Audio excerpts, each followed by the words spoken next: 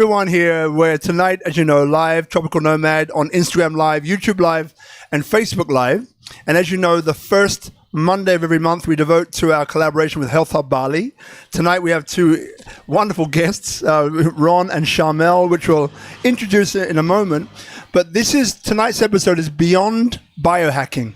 So those of you who were here will realize that a few weeks ago, Health Hub Bali, we put on a biohacking conference here in Bali at the Trans. Wonderful speakers, great audience. It really did connect some gaps in the biohacking mindset, in the biohacking movement that a lot of this audience here tonight is really interested in. So I think one thing we will do is I'll ask both maybe Ron and Sharmelle just for their view on what biohacking is, and then we'll go on to tonight's show, which is primarily beyond biohacking, all right? So a quick intro because we can. So as you know, this is number 39 in our Future of Health series and episode 469 of SpeakuP Monday, Destination Indonesia weekly talk show. And the first Monday of every month is curated by Health Hub Bali. And obviously SpeakuP Monday, of course. Now, tonight, as you know, Bali's an EPI center for integrative whole health care. So tonight, some of the key takeaways will be, what are the limitations of biohacking? What is the global shift in root cause healing and understanding of functional health? How is cutting-edge technology and traditional medicine integrated into this model of care? And what do you offer that makes a difference, referring to our two guests? Now, a bit of background on them, get my paper in order. So we have to my left, Dr. Sharmelle Pittmon, DCN. Now, she's a doctor of functional and integrative clinical nutrition and a professor who teaches at esteemed colleges and universities. So Dr. Sharmelle specializes in stress-related metabolic challenges and supports high-achieving women in improving wellness through functional nutrition and integrative lifestyle strategies. Got there in the end. And then we have my Scottish brother. He's not really my brother, but he is Scottish. Ron White, a trauma-informed body worker with over 30 years experience with athletes and regular people. His philosophy is centered around recovery programs, creating space in the body and a healing modality to shift and clear emotions and the stuck emotional trauma. And as you know, my name is Robert Ian Bonnick, international speaker, author, advisor, tourism architect, and founder host of SpeakuP Monday. RIB and Associates, a growth strategist and gateway to Indonesia, recognized by Forbes Business Council, Founder Institute, the Ministry of Tourism and Creative Economy of Indonesia, and Bali Tourism Promotion, and known as the #1 Bali Changemaker. Now, finally, Health Hub Bali is connecting you to better health. And this health tourism initiative, which is making progress in Bali over almost a decade, having helped significant patients, practitioners, hospitals, government, and continuously to develop health programs that make progress. One more round of applause, everybody. Thank you so much. Okay, now the good part of the show is our guests. So both of you, Dr. Sharmelle, Ron, it's your first time on SpeakuP Monday, though I know you've come as a guest in this wonderful audience quite a few times, but of what I said, or perhaps what I missed, or what you wished I would have said, if you were introducing yourself, what else would you have added in relation to tonight's topic? So kind of, who is Dr. Sharmelle? Well, you gave a great introduction already. There was a lot of information there. I think the only thing that was missing was that I'm also a certified integrative wellness coach.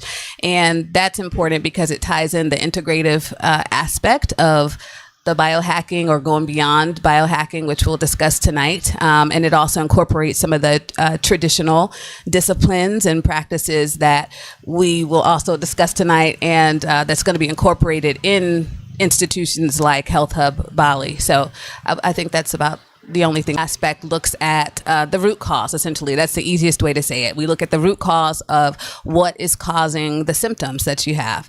The integrative portion integrates various disciplines, various modalities. It looks at mental, emotional, physical, spiritual health. It also looks at traditional practices such as traditional Chinese medicine, herbal medicine, botanicals, supplements, body work, somatic, all of those things that are combined to help support as an intervention for what we find in the functional matrix, or what we find as a root cause of what's going on with the health. So it ties in. So the functional side is more of the scientific, looking at where the symptoms are coming from, and then the integrative portion, interventions support those systems.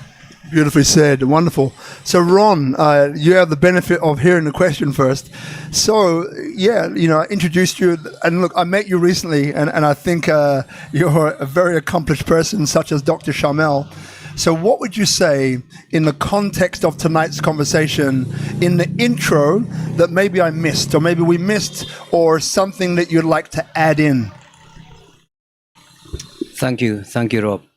I think everyone has a passion, a purpose in their life, and sometimes it comes along unexpectedly. When I left Scotland in 2003, and my friends thought I was crazy. What are you doing? So within the space of 2 months, I'd sold my house and still didn't know what I was going to do. But then I saw an advertisement in the paper, Volunteers for Africa. And I said, okay, I can do that.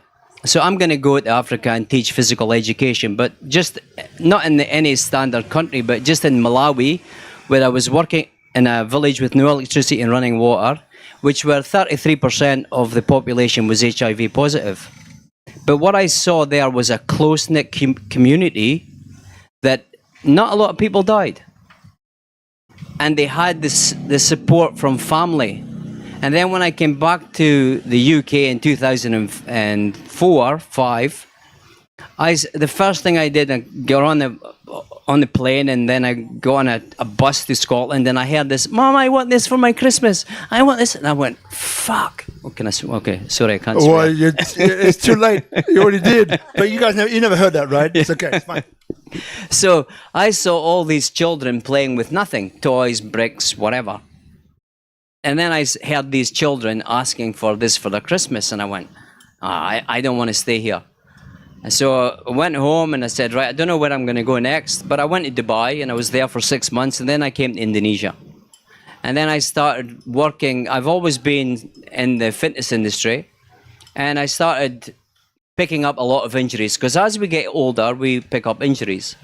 And if we are not addressing the posture, you can forget about it, because functional training doesn't work if your body's in dysfunction. If it's in discomfort, it's even worse. If it's in pain, it's even worse. So this is when I decided to change the ways I trained, because I had I had a series of injuries throughout my life, but the last injury I had was in 2017 when I tore the bicep from a bone. And I said, something's not right here. I'm going to do this to my clients, so I have to change. Yeah, so I found a guy who's trained 10,000 athletes.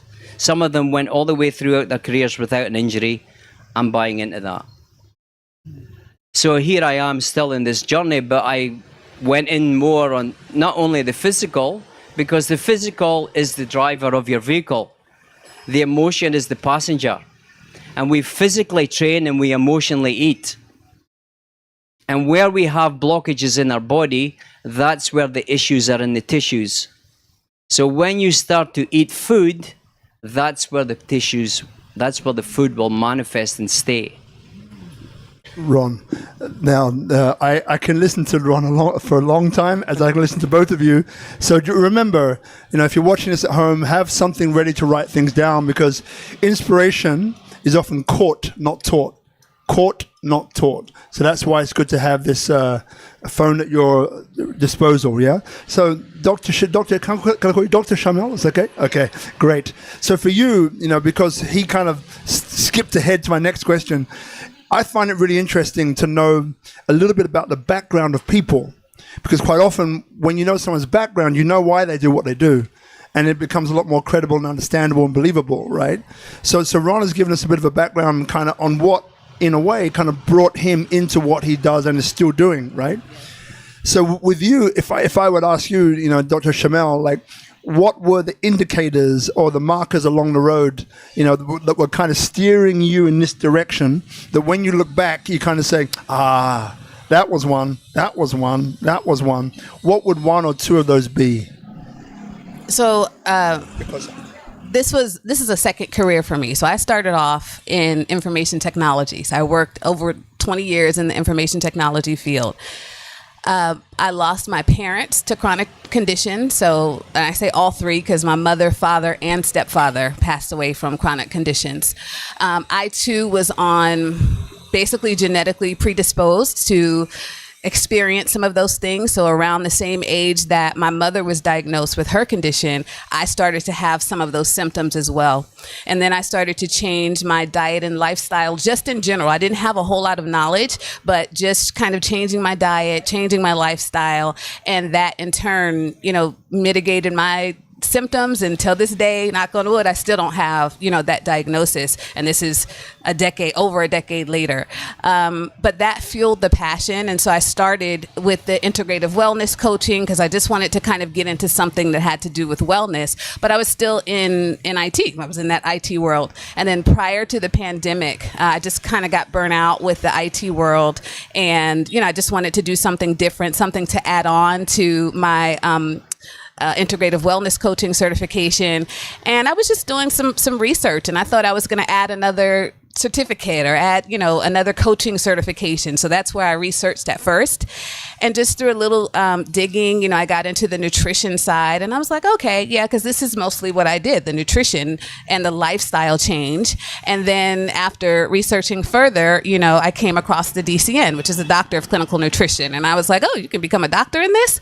Okay, I think I'm going to go all the way. That wasn't an easy decision at first. You know, I was more mature by that time. I would have had to spend, you know, some time in school. But I think as things were changing right before the pandemic, it just led me to the decision, and I started and I kept going.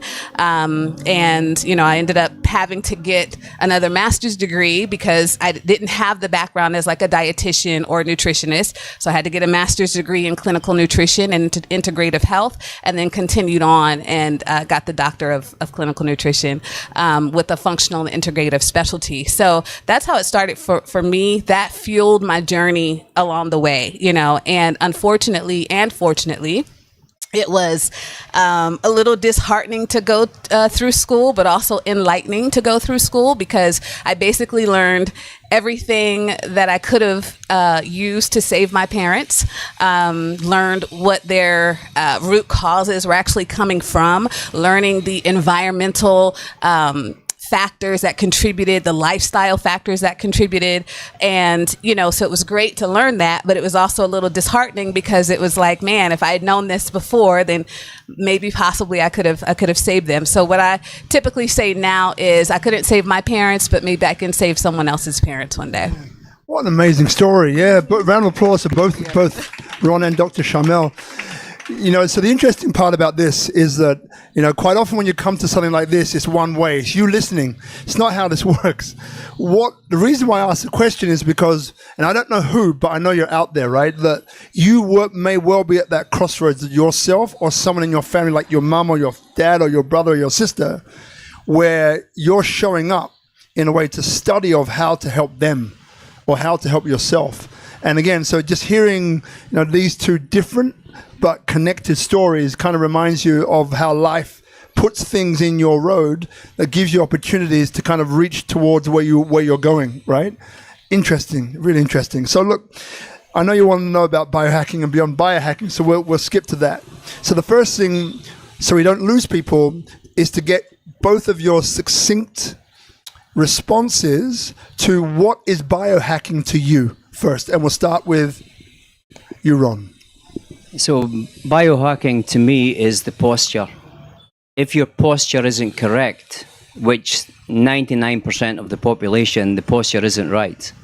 So when I look around the audience, I can see where the energy is trapped in your body just by the shape of the joint. So if you have energy trapped on the left-hand side of the body, it's related to a female. If you have energy trapped on the right side of the body, it's related to a male. If it's behind the body on the right side, it's a past male. If it's in the front, it's a current male. Same as the woman, the left side. So the shape, if you don't get the posture right, and it takes 90 days to 1 year, because after my injury, my mentor said to me, he says, Ron, you want surgery or rehab? Rehab. And he says, do these exercises for 3 months, but don't get back to me. After 6 weeks, I was healed. And I wanted to get back to him and say, hey, I'm moving again. It's moving. And he says, I just stuck to my words, and I went back, and he says, now do you want to unlearn everything you've learned for the past 27 years, which was a few uppercuts, and then relearn? And I said, yeah. So 95% of the people are doing high volume, high intensity training in the physical, in the emotional bodies, because we're running away from our problems. Let's face it, we are. And 5% are getting results. Yeah. So 95% are doing high volume, and only 5% of that 95% are getting results. 5% are doing low volume intensity training and getting 95% of the results. And when you switch it, you see what happens. Because we are born nimble and supple, we die stiff and broken. So we can change when we get a certain age. Because let's face it, at the age of 30, an athlete's career is pretty much over. And my mentor has trained 10,000 athletes, and he said, just by the amount of knowledge he backed up on, he said, if you're not recovering 50% at the age of 30, that is biohacking, in the parasympathetic, which is the nervous system that people recover in and heal in, then you're going to get surgery within 10 to 15 years. So biohacking is the posture, the training, going parasympathetic, first love yourself. If you wake up tired, don't train, because you're just chasing the endorphins of the training. So if you're in fear, which is 100 in the frequency of David Hawkins, and going into the frequency of 260, which is going to the gym, it's a big leap. But what's happening to your nervous system? You're eating yourself from the inside out. Powerful. Dr. Sharmelle, what's your view of biohacking first? So mine is just a little bit simple, and that's just elevating your current biology. You know, if you are your current biology and your physiology. So depending on where you are, you know, one thing that a word that we use a lot in my field is homeostasis. And homeostasis is basically bringing the body back into balance. And most people are either deficient in something, or they don't have enough of something, or, you know, they're in excess, so they have too much of something. So bringing them back into that straight line, if you will, of homeostasis. Now, you know, you can hack the body to do that, to bring it back up or bring it back down. But sometimes, you know, with the new equipment and new processes of biohacking, it sometimes attempts to go beyond the body's natural form of homeostasis. So where you know, and that's different for each person. You know, what is balanced for one person may be different for someone else. So you know, now there's this concept of adding things to enhance that homeostasis. And while that can be beneficial on some ends, it can also be dangerous, which we'll talk about. But at the end of the day, it's essentially getting the body, doing things to get the body back into balance and getting it back into homeostasis and functioning at optimal health. So right back to you on that one. So what are the limitations of biohacking? Again, there will be many, but maybe choose 1, 2, or 3. A couple of minutes is okay. Well, just to add on to what I was saying, if we're going beyond what your body's normal homeostasis is, then now, there's dangers in that because it can cause things like autoimmune conditions, for example. Because if you're adding something in and the body interprets that as an antigen or a foreign invader, then now that creates an immune response in the body. So you always have to look at if you are engaging in any of these things, how do you feel on it? Are you feeling better? Does it make you feel worse? Are you feeling tired? Are you starting to have symptoms that you didn't have before you started doing this? The other thing is you may wear a wearable, for example. You may wear a continuous glucose monitor. You may look at something that looks at your heart rate, for example. It may show you that it's low, or it may show you that, your blood sugar levels are high, but it doesn't tell you the why behind it. And that's the reason why the functional approach or the functional medicine approach gets to the why behind why these different markers or why these different wearables are showing or indicating those particular things, because it shows you the outcome, but it doesn't show you the internal. So that's the other thing. It's kind of one-sided. It's not a full holistic approach. It gives you the information. That's great. But then you also have to add in the component to determine why you're having those particular symptoms. And that's where root cause medicine comes in.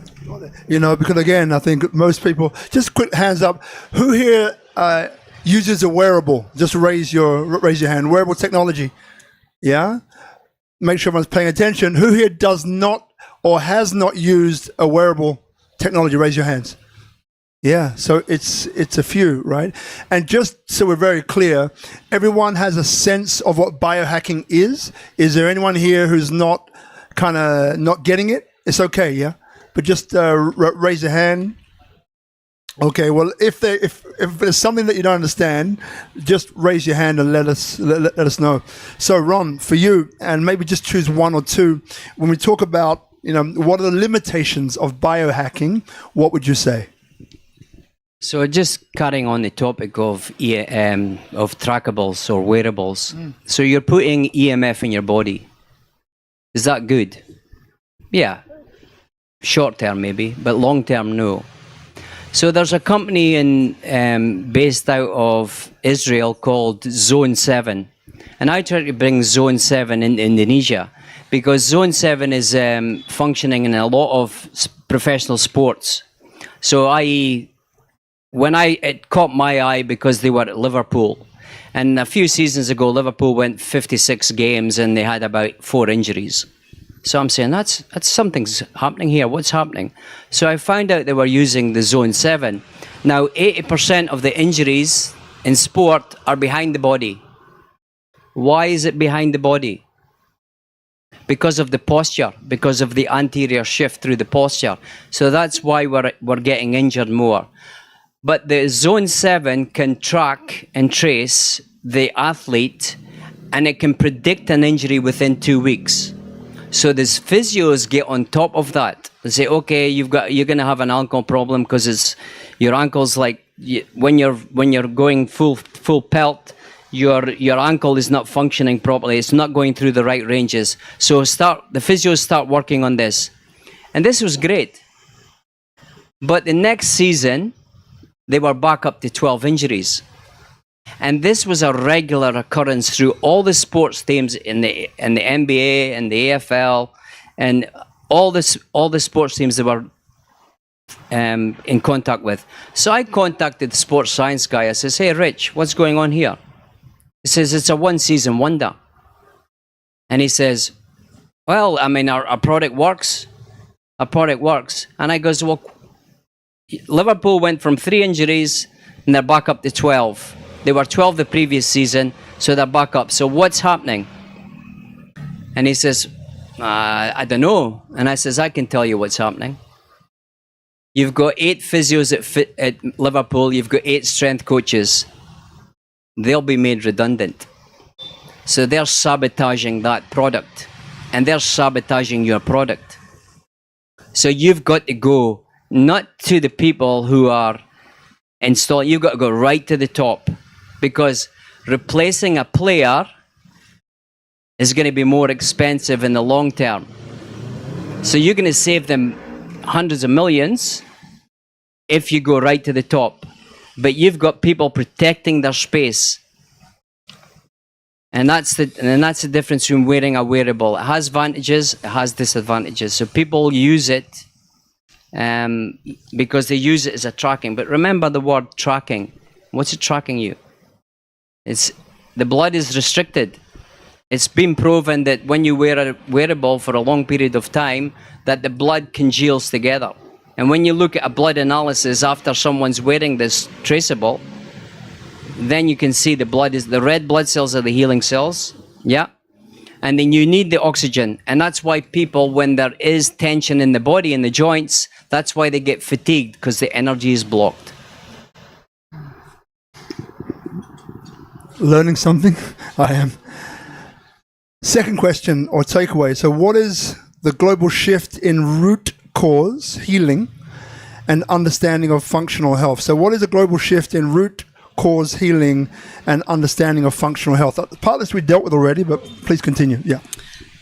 Well, one of the things is going beyond just conventional lab markers, for example, taking it that next step further and looking at the functional aspect. So can I just share a little story? You can, but a little bit closer. Okay. Closer. So, for example, vitamin D. Okay, so everyone knows, we get vitamin D from the sun, or you can take vitamin D supplements. There's a marker, a serum marker. It's called the OH25D3 marker, where you can determine if a person has a deficiency in vitamin D, right? Well, if I look at that marker and I see someone that's deficient in vitamin D, I'm not going to automatically put them on a therapeutic dose of vitamin D. I'm not going to just put them on 10,000 IUs or 5,000 IUs of vitamin D. I'm going to look at the systems. So in functional medicine, we're system-based. One of those systems is called assimilation. Okay, assimilation. And I'm going to look and see if there's any deficiency in the fat assimilation system. Because if a person is deficient in vitamin D, and vitamin D is a fat-soluble vitamin, then that requires fat and the proper digestion and absorption of fat in order for it to be absorbed in the bloodstream. If there is issues with fat assimilation, and that's like the digestion of fat, so the liver is involved in that, the gallbladder is involved in that, bile is involved in that, the digestive enzyme lipase is involved in that. So if there's any dysfunction or breakdown in that particular system, then it doesn't matter how much vitamin D a person takes. It's the support. The support has to go at the system. So I'm going to support the system. So I'm going to look at things. I'm going to ask additional questions. I'm going to ask things like, I'm going to ask about the stool. You can tell a lot from the stool. So I'm going to ask, do you see any greasiness in your stool, for example? Do you see any iridescent, kind of material in the toilet when you have a stool? Is your stool, what color is it? Is there a mucus in it? Is it a grayish kind of clayish color? Because that means that there's a deficiency in bile if it doesn't turn that brown color, for example.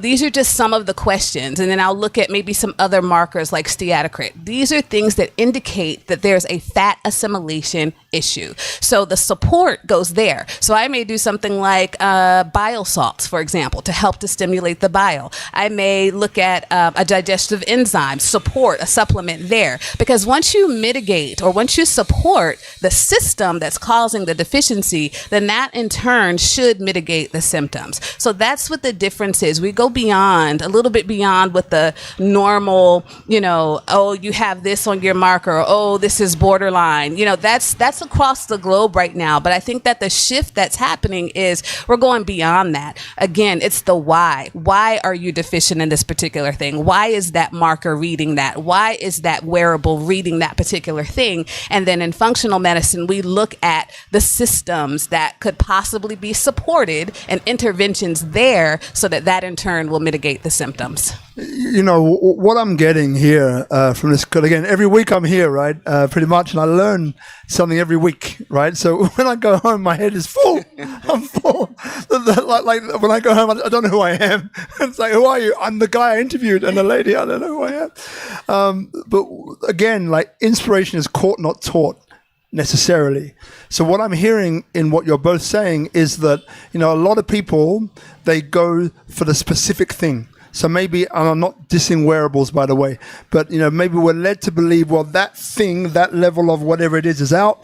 I've got to attack that level, attack, heal, raise, lower, and I'll be fine. Whereas what I'm hearing from both of you in different ways is that it's actually about the system. So when you were just talking, prior, you're talking about looking at the whole system, this whole health model, the whole system of the body of, if that's a functional approach, that is the symptom, but what is the cause? Right. And kind of skipping back, not skipping, but getting back to that. With you, Ron, what I'm hearing, again, I'm a sports guy, so I'm actually loving the sporting analogies. Liverpool, should be Arsenal, but outside of that, we're good. Again, just that systematic approach, to healing something. And I know things are individualized, but at the same time, we're going back to the system and the root cause of what's causing the issue. Brilliant.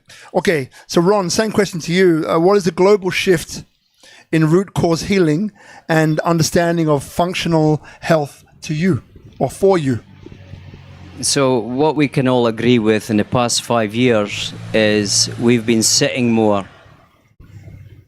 Yeah, we can all agree with that. We've been sitting a lot more, but we've been sitting in comfortable positions. When the body adapts to a certain position and it adopts and strengthens in that position. And what does that affect? It affects the posture, it affects the spine. And when you're on your gadgets or when you're on your computers, what does that also affect? The head position. So when people say, I can't think straight, because their spine's not straight. So the important thing is to correct the posture. And I would like someone to stand up as an example. What's your name again, Maximilian? Right.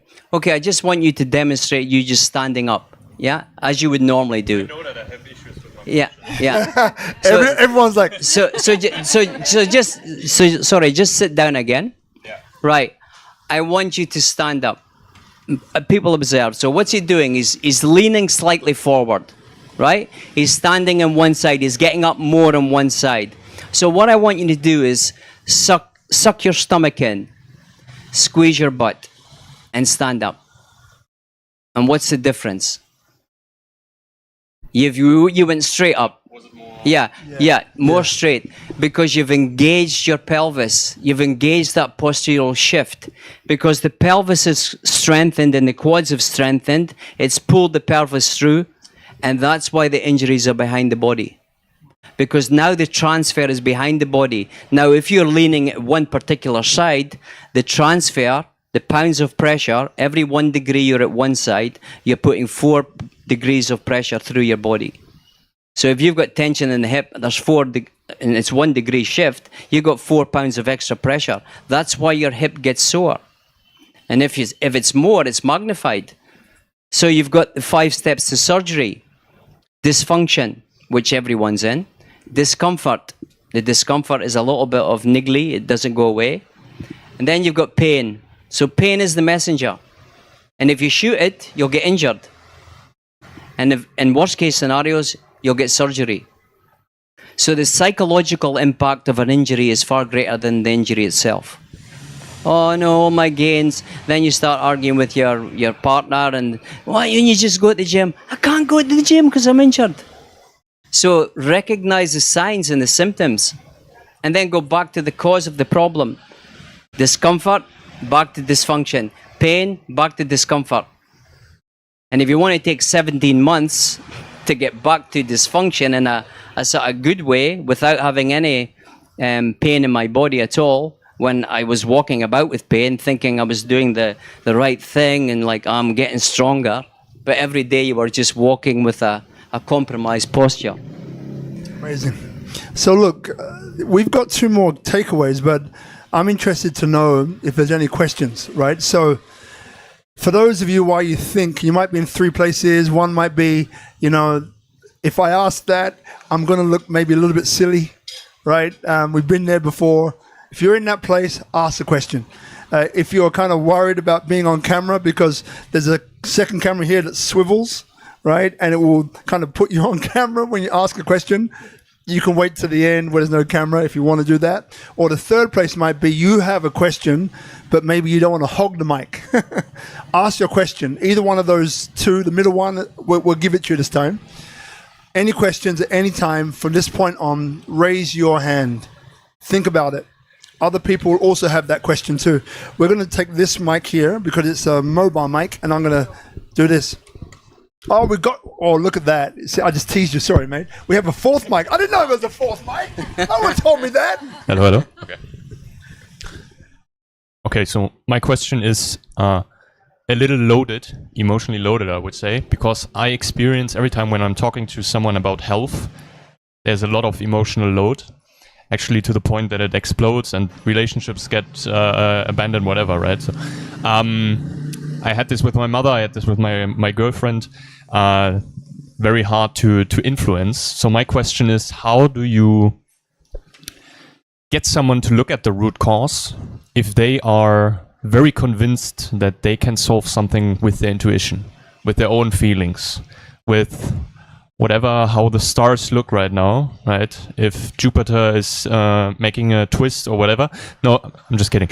But he wasn't kidding. You got that right. So there are just some particular people who are hard to influence, and especially if they are close to you. Well, your family was maybe a case. So especially when you're close to them and you want to help them, but you can't, how do you operate that? Both. So, I said at the beginning, if I'd known what I know now, maybe I could have saved my parents. But the caveat to that is maybe not, because they might not have listened. Part of the reason why they had the symptoms that they had and succumbed to what they succumbed to was because they had a particular lifestyle. And, if there's just an inkling of, if they're receptive, even just a little bit, then try to reframe based off of what they know and understand. So, if they're saying, okay, well, I'll be healed by the planet, or did it go out? Can you still hear me? Okay. Then first say, how's that working for you? Because if it's not working, if they're aligned with this particular thing, but they're still in pain, then it's like, okay, well, let's kind of look at some other things that may, be able to help if it's not working for you. But then try to, reframe what you are bringing, because you have this passion, because you want to help them, right? And it's like, why don't you listen to me? Because don't you know that you're sick? And, so that's very difficult, especially when you're so close to it. But try to come from the compassionate space of not just overbearing them with your knowledge and what you know, but really meet them where they're at, right? That's how we say it in America, meet them where they're at. And kind of take their understanding of things and try to reframe it, what your knowledge, to still help them so they can have a receptive ear. Because sometimes what happens, especially with family, is, they don't want to hear it just because it sounds like you're telling them what to do, and if they're a certain type, then they're not going to listen just because it's, well, I'm not listening to you because you're telling me what to do, or you're my son, I'm older than you, or you're my little brother. Who are you to tell me that, right? So just kind of meet them where they are and try to reframe the knowledge that kind of under that scope of what they think is health in a compassionate way. That's how I, would approach it. Sometimes it is tough, again, to get through to family members, but, kind of take that, the need to make them change to offering it kind of like as a nice to have and allowing them to make the decision. And if you couple it with something that they're already interested in versus telling them what they're doing is bad, then I think that's a better approach and they may be more receptive to it. Thank you. Ron. Oh, what a great question. What a great question. We have to change first before we give advice, right? Everything is energy, vibration, and consciousness. If you don't change your energy, you're going in with a high energy to a low energy people who doesn't want to get told, and they'll just plug into you and suck you dry. So everything should be based around where they're at. Yeah? And some people don't want to listen to that. It's how you ask the question. So let's say I'm your mother, right? Okay, I'll put on a wig and things like that. And so just ask what would you say to your mother? You've posed this question, so let's just say it, yeah? Maybe we can take my ex-girlfriend. Yeah, okay. Because it's more fresh. Where it was about histamine and regular rashes, especially here in Bali. And so she has her health plan of doing hydrocolon and microdosing, whatever, right? So new age type stuff, but without any kind of root cause analysis, diagnosis, going to someone who knows what they're talking about beyond their best friends. Yeah. So my question would be, or my statement would be, I know that you are looking at all of these things and you have friends of yours who are telling you that this is the right way to go. However, what about maybe there's a different school of thought that you haven't thought about because you're very strong in the emotional, spiritual side, but you might not look at it from the rational side where you know that I'm stronger in that side. So how can you integrate that in order to find the root cause before you do a therapy? Because before you do therapy, you do root cause analysis to work on the right thing. So it's a long-winded question. She'll get bored. She'll say, "Oh, here he goes again, talking." So the short question would be, is your rush affecting your personal, like your way you're going about things? Is it affecting you emotionally? Yes. Have you thought about this treatment? Would you like you to just research this treatment and let me know what you think? And if you can, if you want, I can get some of this for you. That's much better, yeah? Yeah. So it's the way you approach things, the way you talk to people. And coming from the Scottish background, that if you asked me 10 years ago, I would have said, just do this.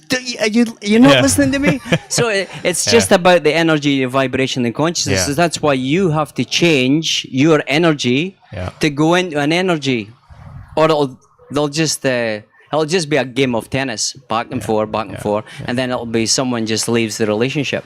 And that's why you've got left-hand side in your in the back. That's where your energy is trapped. You're still carrying her, but it can be released. Thanks. Thank you, brother. Next to you. Now, just quickly, we've got to, not part of the doctor platform here. As a coach, there's quickly three things which come up, right? So one, raise your hand. You've heard of a guy called Simon Sinek. Raise your hand. Yeah? Great, cool. So there was this one where it's about the brain, and he kind of, don't do this at home, slices the head open and kind of has a bird's eye view looking down on the head, and he's saying there's three concentric circles, right? Larger to smaller. The outside one is a rational mind. The inner two is the limbic brain, right? You can help me out here. So when you ask someone, where'd you make a decision from? Is it your rational mind or somewhere else? They say the rational mind every time, if they're lying, right? Or they're unaware. Whereas most of the time, we make an emotional decision and we rationalize it, right? 21-day diet to become whatever it is. I can't eat chocolate during this 21 days at all.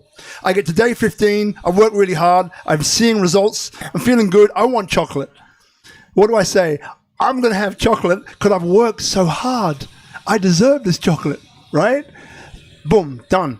So then how does that translate to the next step? The next step is, one thing I've noticed through doing this show is that maybe there's three ways to listen to someone. One way is listening to interrupt, which is what you were saying before, saying, I don't really care what you have to say. I want to tell you what I know, right? And that comes. Listening while you're multitasking. Yeah, I'm listening. Yeah. Another one is listening actively. So I'm listening to what you're saying and what you're not saying. And through that, I begin to understand what's going on for you. The last set of three, Ron's one was much quicker. The last set of three is a guy called John Meacham, a book called Soul of America. Anyone read it? Good. No one here. Great. Part of this book, which I think is great, is that when people have a difference of opinion in the way they see the world or see something, a lot of the time now, people kind of cancel each other and say, you know, you're not worth it, your opinion's silly, and then they go somewhere else. Whereas maybe a way to look at it is, number one, is curiosity. Why is it they think the way that they do? Questions. Maybe you found out that Sharmelle, and you know, she lost both of her parents, 3 parents, when she was younger, which led her to see in the world in a certain way. Oh, that's interesting. The next one is humility. So it's like, well, if she had that kind of upbringing, if I was in her shoes with all of the thoughts, feelings, attitudes, systems around her, I would probably think the same way, if not further. And the final one is empathy. So the first one, again, just to rephrase, is basically curiosity. The next one is, you know, humility, meaning if I was in that position, I'll probably think and feel the same way. And the final step is empathy, which will naturally follow on, which is now me saying, you know what? I don't necessarily believe what they say is true for me, but I can see why it's true for them. Now, at this point, I'm no longer in ego. I'm no longer in, hey, it's my way or the highway. I'm in acceptance, and I'm in a similar vibration and frequency. And maybe from that point, I don't feel as though I'm trying to tell them what to do. And maybe now there's more of an openness to be heard. This is just something I wanted to quickly pass on. Okay, next question for you, my darling. Yeah. Hi. On my way here, I just shared this with my friend. I don't know if either one of you have worked on this. An imprint of a previous relationship, any kind. You mentioned something getting stuck in the body, left, right, male, female energy. However, after so many years, can it still stay? Like, I know something like a miscarriage for sure, but something more like emotional, where it wasn't even like actually physical, but there's some sort of, I've read, cord that ties you to certain people. You could be like anywhere in the world. Is there a way to remove that imprint? Great question. Dr. Bradley Nelson, the emotion code. So if you read this book, you can actually clear this yourself. That's how I learned about clearing emotions from the body, because the emotions are ancestral. It's coming from the mother wound and coming from the father wound, but it could be coming from the grandfather, it could be coming back 500 years. But this is what's carrying on. And the reason why these emotions are coming out more often is because we are here to break that emotion. We are here to heal the ancestors. That's why we are here. And the children, if you have children, they're just waiting, because we have to work out our trauma so they can say, now we'll bring the real healing in. So Dr. Bradley Nelson, the emotion code, it can be cleared. Yeah. So you just, there's 60 trapped emotions in the body. He's worked out. The average person has 40. And you can clear like 4 or 5, depending on they come out as priority. So the reason why this miscarriage possibly is coming up, because this is prioritizing things. So every emotion gets trapped. So it's not the first time she's had a miscarriage. It could be like past life. So this emotions gets pushed down, pushed down, pushed down. So when you push something down, something's got to come out. So there's more and more emotions coming out now. You could be experiencing things like you're in yoga class and you go, oh, why did I just think of that? And that's something happened when I was like 3 years old or 5 years old, 6 years old. So this is the time to heal. But be careful, because there'll be people who will BS you. But I mean, Dr. Bradley Nelson is the go-to guy for the emotion code. And we can all do it. If a Scottish guy can do it, you can do it. Sharmelle, does anyone add to that? There's also, if you can't do those things on your own, there's different practitioners or different practices. For example, the emotional freedom technique, where tapping, you might have heard of tapping before, and it kind of gets to the subconscious, and the limiting beliefs at the subconscious level. You also have to look at why is something a trigger. Like I had a trigger recently, just to share a quick story. I had a trigger recently of someone who said something just in mixed company that was a little bit embarrassing for me. You know, they could have shared it with me on the side, but they didn't. They kind of shared it in front of everyone, and it bothered me, you know. But I kind of dismissed it, and I did the whole, empathetic thing, you know, and all that. Well, maybe this person was having a bad day today, and they just felt the need to do, you know, I did all of that. Typically, that would work. This time, it just nagged me. It was just like, why is this still bothering me from this person? Well, turns out, you know, I said, okay, let me kind of get into some space. Let me, you know, quiet myself. Let me do some inner work and kind of think about why this was a trigger. Turns out, it triggered me from something that happened when I was in elementary school.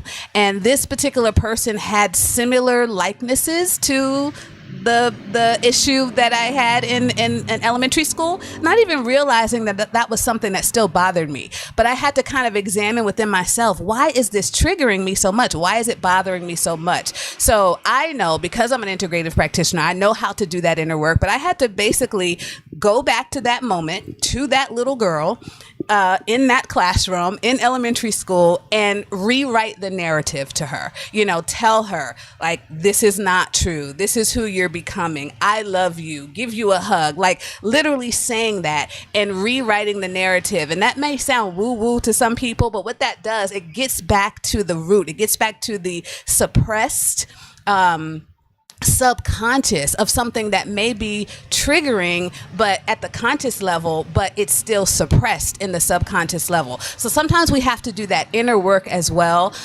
You can do that through just mindfulness, through breathing exercises, there's different disciplines that help you to get to that space. But if you still have these bonds, these trauma bonds, or there's still things that are bothering you from previous relationships and things like that, you know, it may be something that still is suppressed, you know, within your subconscious, and it's still, it's still manifesting at the surface level.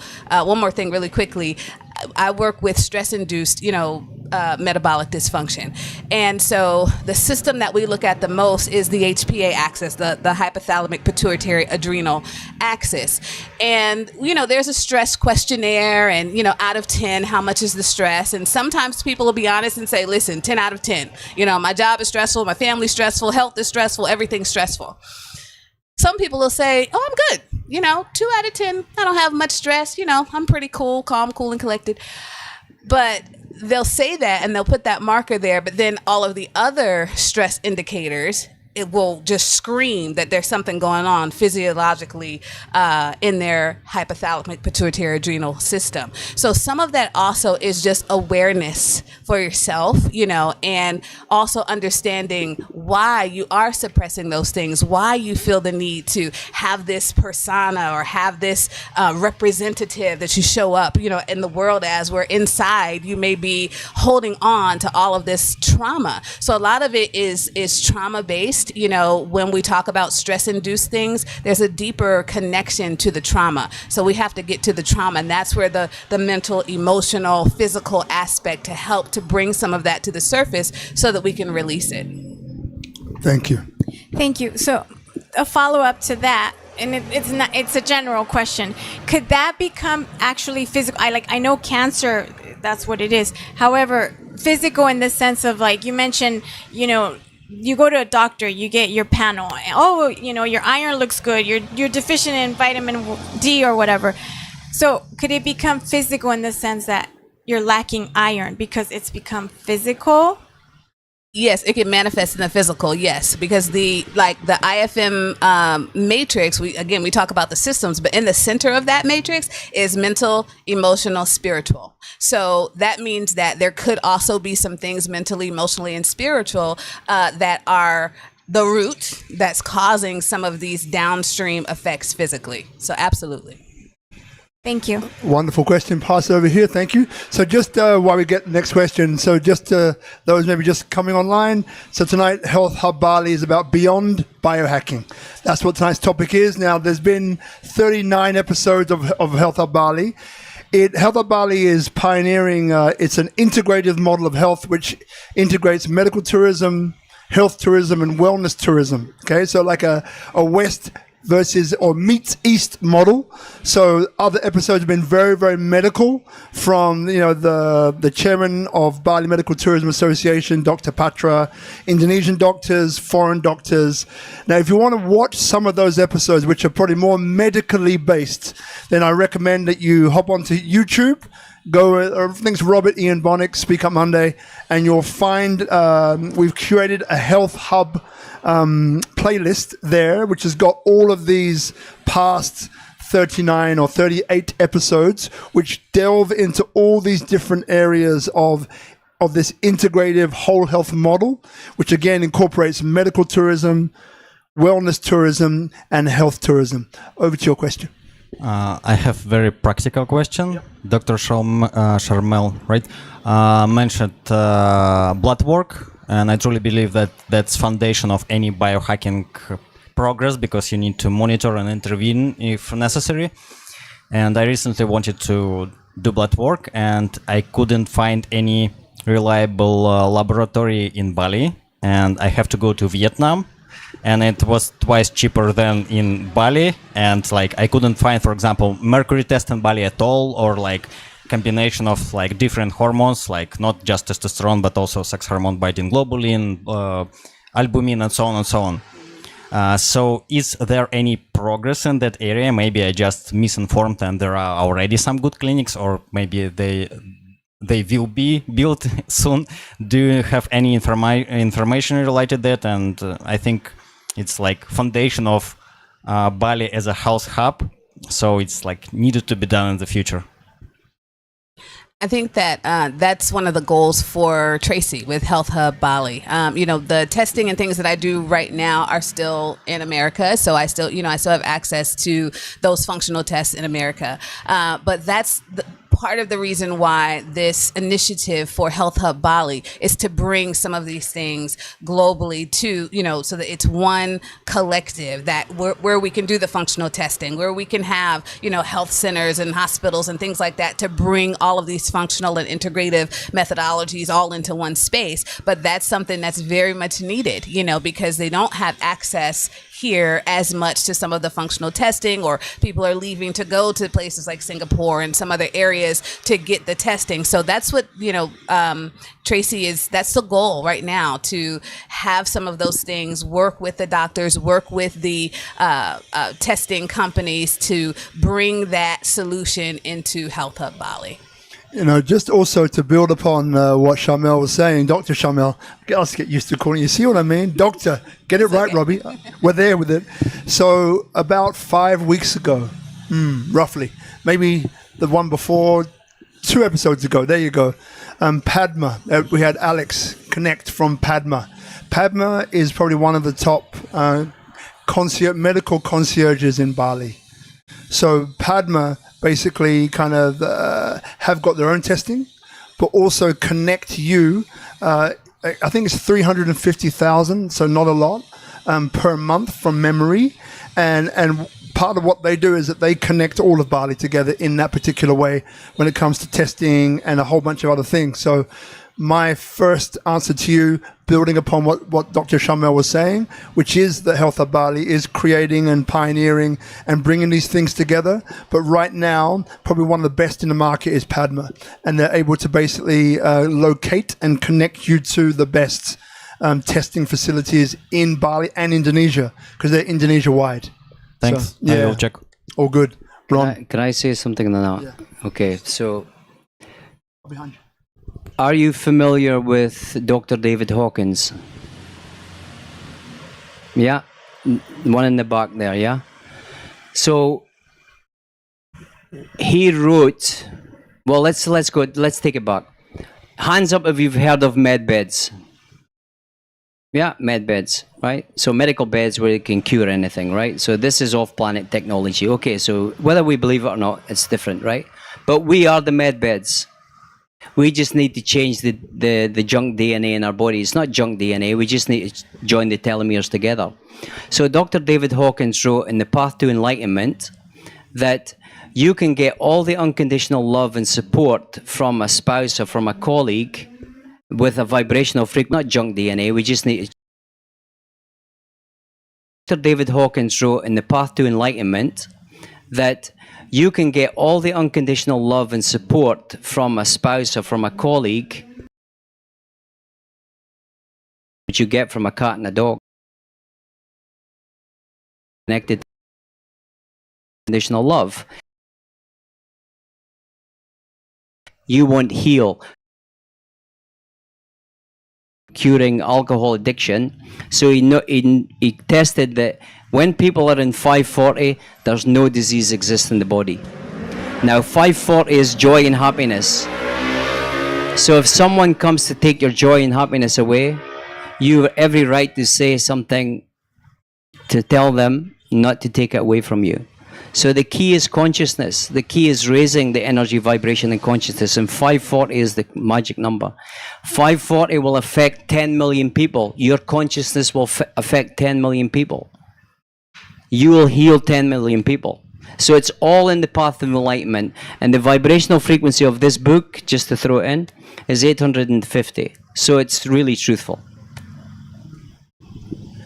Different answers to a good question. So any other questions at this point? Yeah, you have it in mic. Yeah. Yeah, another question popped in mind when you were speaking about all of that, about this energy and this frequency, and how do you work? Like you was talking about posture and about all of that, but then how you work deeper into the energy field of the person, into the emotional world when you see that, and the person might not be ready. She's just asking for like therapeutical, like I have scoliosis, I've any disease, I've pain in my shoulder, I've pain everywhere. How you deal with the emotional part when the person might not be ready to hear what she comes for? Yeah.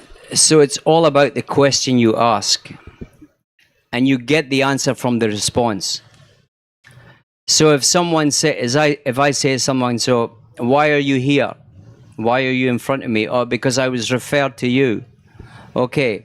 So what's the problem you have in your body? Okay, I have a problem in my shoulder. So is this shoulder from a physical injury or is it emotional? What do you mean emotional? It's not emotional. I landed on my shoulder and I tore my ligaments. Well, what are you talking about? Okay, so let's work on the physical. And then you start talking to them in the physical manner. And then they say, okay, you have a slight impingement in your shoulder. I can open that energy and I can free out the joint. I can free out the energy in it because it's trapped emotions. So when you do that, they go, oh, that feels different. Now let's talk about the emotion. So that's how you approach it. You only approach it, you only go into the energy that is given back to you. So if someone puts up the barricades, it's how you go around them. You don't have to walk right across the minefield. You've got to map your way around it because you'll just get blown up, yeah? And it's just you'll just get your energy sucked out. Because, yeah. Pardon? How did you learn that? When you get quiet in your mind. That's when the knowledge comes through. And A trauma-informed bodyworker with over 30 years experience with athletes and regular people. His philosophy is centered around recovery programs, creating space in the body, and healing modality to shift and clear emotions, the stuck emotional trauma. Dr. Sharmelle, this is just a quick reminder, right? Because I know there's a few more questions. As a doctor of functional and integrative clinical nutrition and a professor who teaches at esteemed colleges and universities, Dr. Sharmelle specializes in stress-related metabolic challenges and supports high-achieving women in improving wellness through functional nutrition and integrative lifestyle strategies. So look, there are two questions which I have left, and if there are any more questions, let me know as we go. So now one, I think we've kind of answered along the way, but still interested to get any kind of re-ups on what this one is. So how is cutting edge technology and traditional medicine integrated in this model of care? So how is cutting edge technology and traditional medicine integrated in this model of care? Over to you, Dr. Sharmelle. So with technology, of course, we're looking at the just the different systems, but from the aspect of technology for biohacking, for example. Again, like we talked about the wearables and things like that. That's considered technology. Well, tying in the traditional side, when we say traditional, some people use traditional and conventional synonymously, but they're different. Traditional is more, incorporating some of those integrative methods, incorporating things that, like the herbal medicine, for example. Herbal medicine is a big part of my integrative side, because if I'm supporting stress, for example, I might use an adaptogen like ashwagandha. That's important to also understand what other disciplines, what other interventions that we can use from the traditional aspect. How do traditional foods tie into this? Can we use food just like we do in, let's just say, an American diet? If we're adjusting the food in an American diet, how can we take some of those other traditional foods to help to bring the body back into homeostasis as well? So I think that, it's combining, again, using the technology for what it is. It gives us output. It tells us some things that are going on. It tells us the imbalances that are there, using the functional medicine, or at least some type of scientific base, whether it's the lab markers, conventional labs and things like that, but then incorporating some of those traditional aspects for the intervention piece to bring the body back into optimal health. Beautiful. Thank you. So is there anything you'd like to add to that? I can repeat it if you like. No, it's okay. The answers to a lot of questions are in the ancient wisdom and the mysticism. So if you think of the Gita, the Upanishads or the Vedas, there's a lot of answers in there. Chapter 13 is the knower of the field. The field is what's going on in your environment. The body is obviously the knower of the body. Kirachakra is the field. When you get silent, messages come through, whether it's downloads or not. Because people say to me, Ron, where did you learn all this? And I says, I just get quiet. And I say, I chant, I do mantras, I do breath work, I do meditation, but I get quiet for at least 30 minutes a day. Oh, but meditation doesn't work for me. It doesn't work for me either. I've had about 4 or 5 experiences with meditation where I could have said, right, hey, what's that? Even one time there's a portal appeared in my bedroom and I said, am I going to go through it? No, shit. Nothing's came back ever since. So meditation works. Chapter 6 in the Gita. When you quieten your mind, you get the answers. So when you go out, like when people meditate, when I go out in the morning and I do the sun gazing, I sun gaze in 4 directions. But what I do is I ask for the ancestors' knowledge. I put up my hands and say, give me your wisdom, give me your knowledge. I'm ready for you. Because I want to help people. And that's what they don't tell you. When you get quiet, because there's been times, I'm sure you've been quiet and you go, hey, how did I just think of that? I've been thinking about that for ages. We just need to get more quiet. Add to that, I just wanted to say also, when we talk about ancestors and ancient wisdom and things like that, even just listening to the older individuals who are still alive, your grandparents, if you have great grandparents still alive, listening to just some of that wisdom, that human wisdom, how did they eat before? What were the things that they did? Why are they living to be 100 years old? What are some of those things? Incorporating some of that. And then tradition, if we're thinking about other cultures, what about your own culture? What are the traditions within your own culture that you can bring in to help to, optimize your health as well? Taking some of those things, not only gravitating to other cultures, but what's within your own culture, what's within your own family, things that have been passed down from generation to generation, and kind of embrace those things as well. Because if your grandparents are still alive, for example, and they're over 80, they may have been doing something right, so kind of listening to also what's currently here, who's still alive, who's still on earth, and kind of having those conversations with those individuals as well. Got it. So what we're going to do now, right? So there's a few things. So number one is I'm going to ask you a last question, and I'm going to give you time to think about it, right? That's going to come in a second.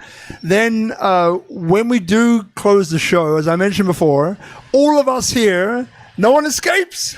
Right, we're all going to have a photo. So somehow we're going to come up here and we're going to fit into a wonderful photo. Also, make sure that you're part of the WhatsApp group. If you're not, you should. Each week gives you an update, advanced on this is coming. Right. So there's a little QR code over here somewhere. That's one. Number two is Health Hub. So as I've said before, the first Monday of every month is Health Hub Bali. Yeah, so it's West versus West meets East, an integrated model of health, medical tourism, wellness tourism, health tourism. Tonight you've been listening to Beyond Biohacking. All right? Keep that in mind. From now on, I think from around about 2 or 3 hours earlier during the day, the guests for that episode will be here. So you can come at, say, we start at 6, you can come at, say, 3, right? And have some one-on-one time with some of the experts who will be talking that day, or that night, should I say. Now, this is kind of unheard of, right? Because usually to see these sorts of people, you would either have to pay a lot of money, or number two, you'd have to get a space in their calendar. And some of these guys are like 1, 2 months, 3 months. Some of them come from overseas, so you won't ever get a chance to get in the calendar because you won't see them, right? So if you're interested in health, I recommend you really do get on that WhatsApp group and make sure you remember that every Health Hub Bali episode, the first Monday of every month, you're going to have an opportunity to come earlier at like 3 o'clock or so and meet the experts plural, in or on that episode, right? So about 2 minutes left before I ask you the question. So the last question is, what do you offer that makes you different? But the thing is, I think you've already said that. Just getting to know you two tonight, I think is very clear what makes you different. But what makes a difference in what you do? So the last question then is combined. What we love to do is to leave people with something that they can take home, right? Or those watching over here can use and get some kind of result from. Right? So this might be a tip. It might be something else you might refer to it as. So the final question to you two is, what do you offer that makes a difference? And in that, is there something that you can share with them along the lines of beyond biohacking that they can take away and get some sense of value from? Right, so you've got a few minutes to think about that one. So next week, or as you mentioned, Speak Up Monday, this is episode 469. Next week is episode 470. Please feel free tomorrow.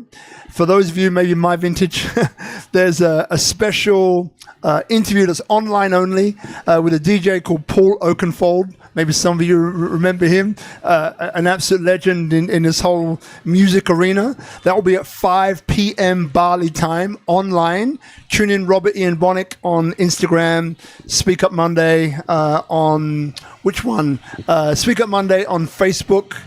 So you got Instagram, Robert Ian Bonnick, Facebook, or YouTube, Robert Ian Bonnick -- Speak Up Monday, right? To tune in to that interview will be very interesting. Anything else? So we have a Speak Up in Action series where this is talk, but it's action. Speak Up Monday, it's in the community. So we set up a Tabanan community, which is about 300 plus people strong, local government. We have royal families in there. We have people which are interested in foundations, charities, those who have those businesses there, those who are interested in real estate there. We have those who are interested in events who are there. So the idea is to bring Indonesians and foreigners together to make responsible decisions and responsible outcomes in Tabanan community. So if you're interested to join that community, just come see me afterwards and we can tie you in. But it's only about Tabanan community. All right, so it's not about Canggu, it's about Tabanan. All right, so if that interests you, just let us know and just come and see me afterwards. Just want to thank Guzman, thank Hadis, who's here somewhere. Round of applause for them. Thank you very much indeed. Technical partner here at Tropical Nomad. Thank you to everybody who's come here today, who's very interested in the topic of health and beyond biohacking, which is like the amount of people here is great to see because it tells us that you take this seriously, right? Even though I like to have fun, as you can see, but what we do, we take seriously, but I don't take myself too seriously, if that makes sense, right? Okay, what else? I want to thank Ron from Out to In. Ron, thank you very much. Dr. Sharmelle, thank you for coming, being part of it, sharing your wisdom, knowledge, thoughts, feelings, and actions. Much appreciated. Tracy, who's probably escaped somewhere, if she's still here. Yeah, she's gone. So Tracy is the first episode where you haven't seen her tonight. She's very busy as well with Health Hub Bali, and that's great to see. But she'll be back next month. So, last final questions again were, what do you offer that makes a difference? And are there any things or thing that you like to leave people with that they can get some kind of action, reaction, response, solution to? Over to you. Okay. First, thank you. Thank you for having me on. And thanks to Health Hub Bali as well. So what I have to offer, I mean, I kind of shared it, from, my lens is going to be technical because I have a technical background. The lens is going to be functional because the functional and integrative is there. That's going to be there. But I also have the experience in my own life. I've experienced things myself. I've experienced the losses and things myself. So, I'm going to, if you come, those that come and sit and have a conversation with me, it is a conversation. Like I'm listening to like what Ron said, what's being said and what's not being said, as well. So I think the combination combined is what, I guess that I would offer that may be different from other practitioners.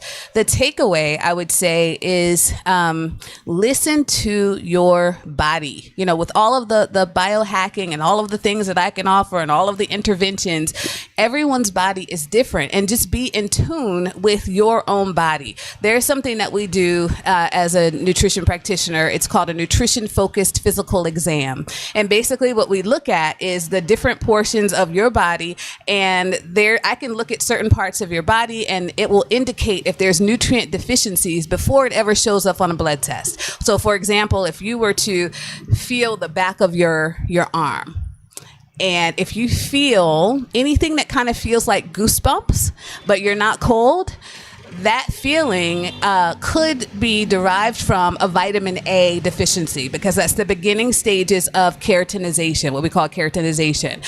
If the outer third of your eyebrow is thin, for example, that means that your thyroid might need some support. So one of the nutrients that supports the thyroid is selenium, for example. So we can kind of look at, if you understand and know your own body and not just hopping on to the next thing or hopping on to the, to the next biohacking thing, but really understanding what works for you, then, that's the best thing you can do for yourself. Notice when you also, because I'm going to talk about food, of course, always.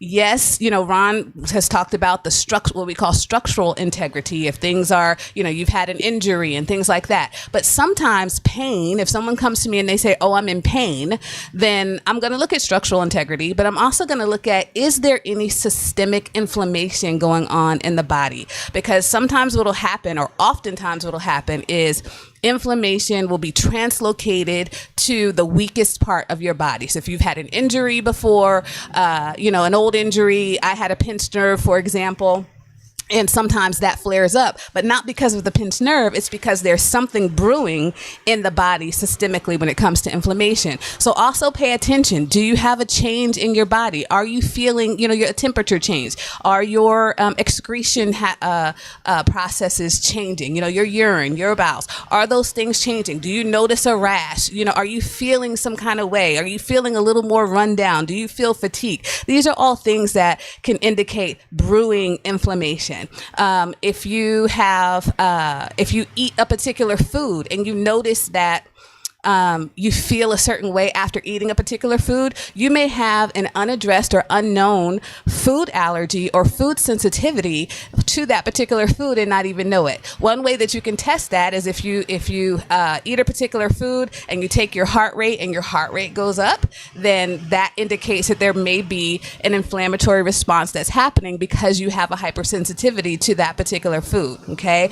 And a hypersensitivity is different from an allergy. That might show up a little later. It may show up the next day. It may show up a couple of hours later, but it stems from that food that you ate. So kind of notice, if you have a pain in your foot or pain in your knee or pain in an area that was weakened at some point after you eat a particular food, then that could be that you have an unknown hypersensitivity to that particular food. So what do? You just kind of keep a food journal and kind of see if there's a pattern there. But these are just things, again, to stay in tune with your own body, to understand what's going on. Look at your own body, see if there's any changes, see if there's any marks, any rashes, anything, and being in tune with your own body and then addressing it from there. Wow. Ooh. A lot to a short question. Without breathing. She didn't take a breath. Did you notice that? You said 2 minutes. So I'm trying to get it in. Dr. Sharmelle, it's been an absolute pleasure. Mamma mia. Thank you very much indeed. So Ron, take a breath. I'm pretty sure he's taken a few already. Yeah. And should we put a limit on Ron, or do you reckon? No, we won't. Okay. So yeah, same for you, brother. A couple of minutes is good. Okay. Thank you, Dr. Sharmelle, and thank you, Robert.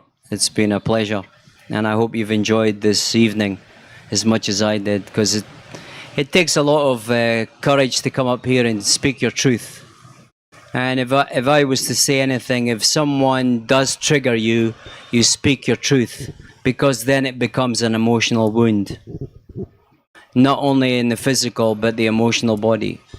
So what I can bring is I can heal people physically and emotionally with the practice I do. So 30 minutes is like on the physical, and then 30 minutes is on the emotional, and then we just talk about things. Yeah. But when you release the emotions, you release the trauma. So that's the beauty of what I wouldn't say I've created, but it's just I've just put things together like a smorgasbord, like a buffet. Yeah, so I've just picked things that works for my clients and have worked for my clients in the past. So if you're going, I'm not bagging, let's face it, 10% of the people who are practitioners are good. They're genuine. They're the real people. Yeah? And if they don't give you a solution within 3 visits, then go and find someone else. If you go to physio and they put you on your front, walk out. Because we live in a quad-dominant society. And just because your hamstrings are tight, it doesn't mean to say it's your hamstrings that's the cause. It's your quads. So you've got to release tension and pressure on certain areas. So you just take that away, because what they'll do is they'll say, okay, you want 5 sessions or 10 sessions? What do you mean? I want to be fixed. So I will never work with people for more than 3 sessions. Because I want you to empower yourself to heal. And that's what we should be. We should be empowering ourselves. We shouldn't be like saying, what do I do here? What do I do? Who do I go there? And then your mind there's more thoughts going in your mind when you want to lessen the thoughts. Because that's where the healing is coming from. It's not coming from anyone else, because they don't know about your past and what happened in your past, what happened as a child. This is the trauma you're carrying through. And if you've had any like real trauma from the age of 7 and below, it's stored in the amygdala. It's stored in this little 2 walnut-sized things in the back of your head, because it doesn't want to come out. So a lot of this trauma is created there, because they know that these people who are quite nasty, whatever, that they'll do this to people who are young. And then when you're doing, let's take another start. 80% of women have been sexually abused, 60% of men. Take that away from you. And you might not even know that it's happened to you. And I didn't find out until 6 months ago that it happened to me. But I can talk about it because it's healed, it's cleared. So there is a lot going on in your mind, but what the mind and what the body carries is truth. And if you feel something that's not good or someone's not saying anything good to you, you come out of that energy. Because if you go into it, you've lost. You've lost. You've lost. You're giving away your power. So stand in your power, stand in your truth, and don't let anyone take anything away from you in that respect. So that's what I just like to share. Ron White, Dr. Sharmelle Pittmon, and to you, round of applause. Thank you very much. See you next week. Beautiful.